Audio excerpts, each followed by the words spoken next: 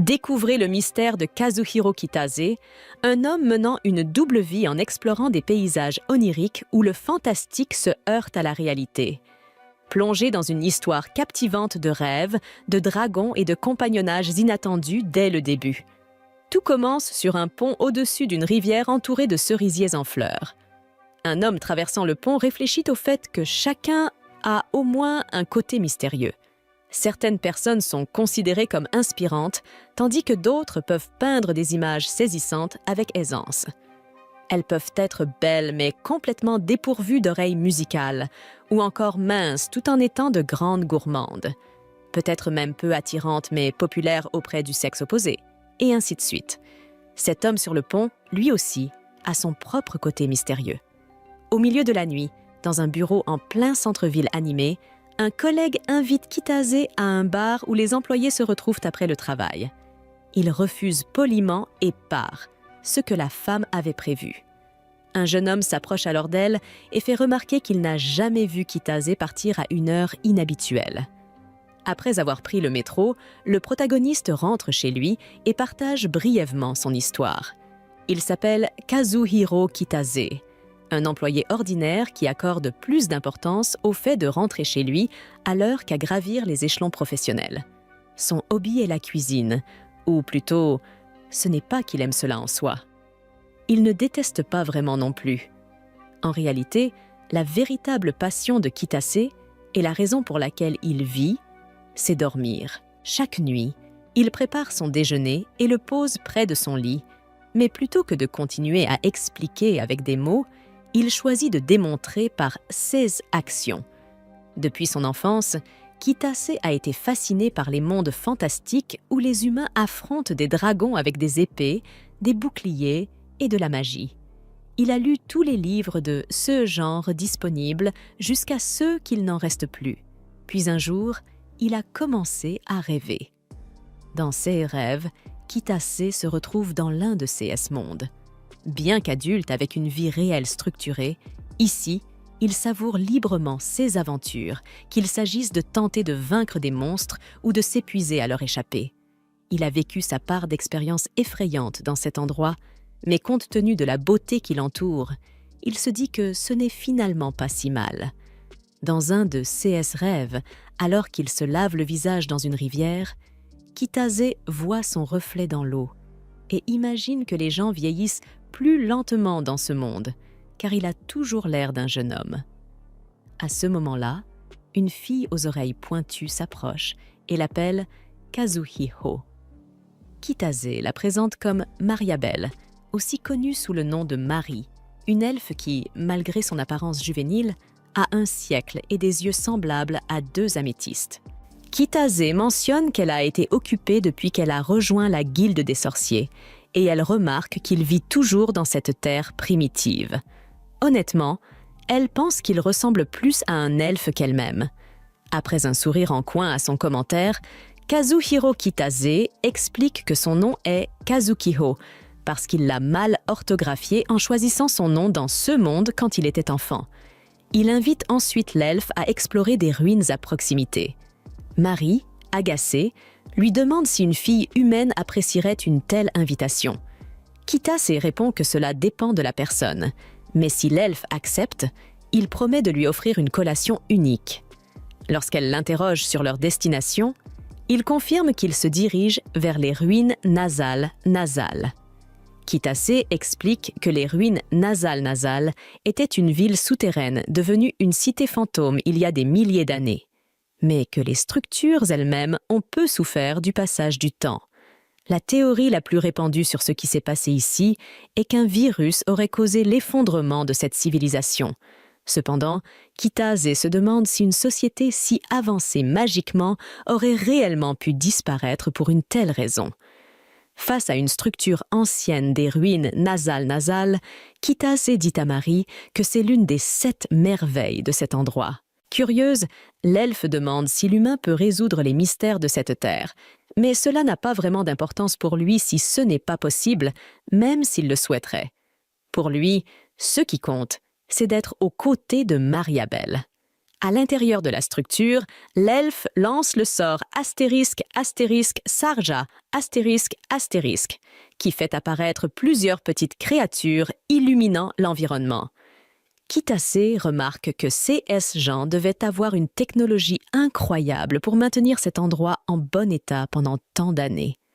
Venant d'un pays où les tremblements de terre sont fréquents, il envie certainement ceux qui possèdent une magie de renforcement aussi puissante. En marchant, le jeune homme trouve un bon endroit pour qu'il prenne une collation, et les yeux de l'elfe brillent comme ceux d'un enfant. Elle ouvre avec enthousiasme la boîte repas et commence à manger, prenant la première bouchée sans perdre de temps. Émerveillée par la nourriture, elle demande ce que c'est, et Kitase répond que c'est du sushi et de la riz. L'elfe conclut alors qu'elle a pris la bonne décision en venant avec Kitase. Cependant, quelqu'un observe leur conversation dans l'ombre. Après que la jeune fille ait mangé, son ami commente qu'il pourrait refaire cela une autre fois quand elle ne sera pas occupée. Mais Marie, offensée, rétorque qu'elle est toujours occupée à étudier la sorcellerie. Cependant, cela ne les empêche pas de passer du temps ensemble de temps à autre. Alors qu'ils continuent de marcher, Marie aperçoit quelque chose et tire Kitase en arrière. Avec un rapide coup d'œil pour voir de quoi il s'agit, un monstre armé de diverses armes apparaît. L'elfe est inquiète, mais Kitase n'hésite pas et fonce vers la créature à grande vitesse. À l'approche de l'humain, le lézard humanoïde lève son bras et salue Kitase, laissant Marie perplexe. Le lézard est jaloux parce que le garçon passe du temps avec mademoiselle l'elfe, mais Kitase clarifie qu'elle est venue uniquement pour la nourriture. Marie ne comprend rien à leur conversation, car les deux parlent dans la langue des monstres, qu'elle ne connaît pas. Lorsque Kitase revient vers son ami, elle est surprise qu'il ait appris cette langue. Il explique qu'il était attaqué si souvent qu'il a fini par sentir qu'il devait l'apprendre. L'elfe demande ce que le lézard a dit, et l'humain explique qu'il devrait se méfier d'un dragon qui dort profondément à l'intérieur de cette structure, car c'est la saison des amours. Cependant, Kitase aimerait beaucoup voir les œufs du dragon. Marie, en revanche, sait qu'une telle bête, en cette période de reproduction, devient encore plus féroce. Plus loin, Kitase et Marie rencontrent quelque chose dans l'obscurité que Kitase ne peut pas voir. Marie lui lance un sort de vision nocturne, permettant au garçon de voir le dragon endormi. En raison de la mana rayonnante émanant des écailles, Marie pense qu'il s'agit d'un dragon arcanique, et il semble vrai que cette espèce peut créer de la magie simplement en respirant. Si c'est réellement un dragon arcanique, ils sont en danger, car de telles créatures n'apparaissent qu'une fois tous les 1000 ans pendant la saison des amours et sont loin d'être amicales. Alors que Marie élève la voix, elle réveille accidentellement le dragon. Kitase lui demande de battre en retraite, mais soudain, une porte se ferme, scellant le passage derrière eux. Alors que le dragon s'approche, il décide qu'il est peut-être temps de dire adieu. La bête ailée souffle alors du feu sur la rosée, et des flammes se propagent dans toute l'enceinte. Au milieu des flammes, Kitase regrette de ne pas avoir admiré les œufs du dragon avant de presque finir en barbecue. Ensuite, il se réveille normalement dans son lit au Japon. C'est le côté mystérieux de Kitase. Il peut vivre à l'intérieur d'un rêve et même y manger. Honnêtement, il aimerait que ses rêves puissent durer plus longtemps. Surtout qu'il avait enfin réussi à sortir avec Marie. D'ailleurs, remarquant une étrange bosse sous la couverture à côté de lui, Kitase tire le drap et n'en croit pas ses yeux. C'est l'elfe elle-même, allongée à ses côtés. Jusqu'au lever du soleil, il reste pensif à ce sujet et ne parvient pas à fermer l'œil. Mariabelle se réveille complètement, encore ensommeillée, et commente que Kazuye Hill a l'air plus vieux que d'habitude. Kitase promet d'expliquer plus tard et demande si elle est blessée après tout, puisqu'ils ont été attaqués par un dragon. À ce moment-là, Marie baisse les yeux et pousse un cri en réalisant qu'elle est sans vêtements. Elle s'enroule dans la couverture et lui ordonne de lui trouver quelque chose à porter. Ainsi, Kitase passe son jour de congé à acheter des vêtements pour femmes, tout en se demandant pourquoi l'elfe était sans vêtements et surtout pourquoi elle est venue dans ce monde en premier lieu.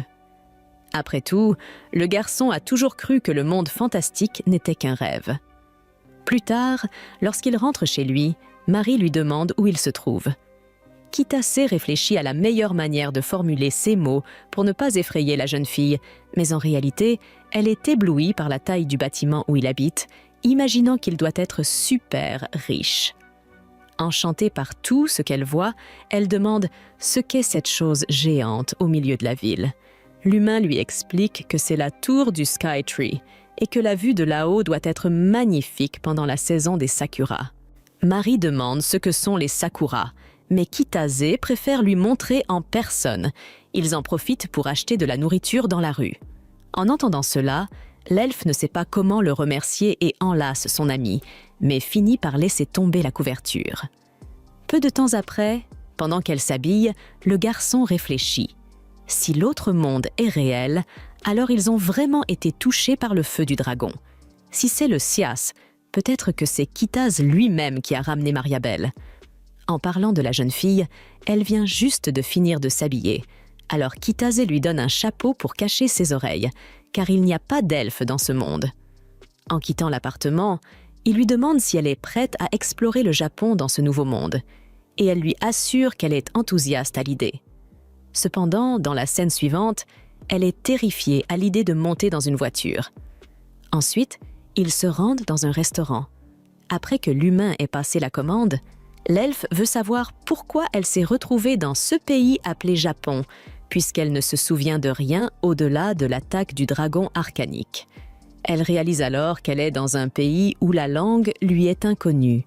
Et Kazuye Hill semble plus vieux dans cet endroit.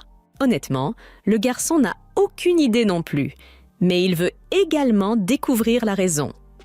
Pour cela, il demande à Mariabelle si elle rêve aussi la nuit, et si elle a déjà visité dans ses rêves des endroits qu'elle n'avait jamais vus auparavant.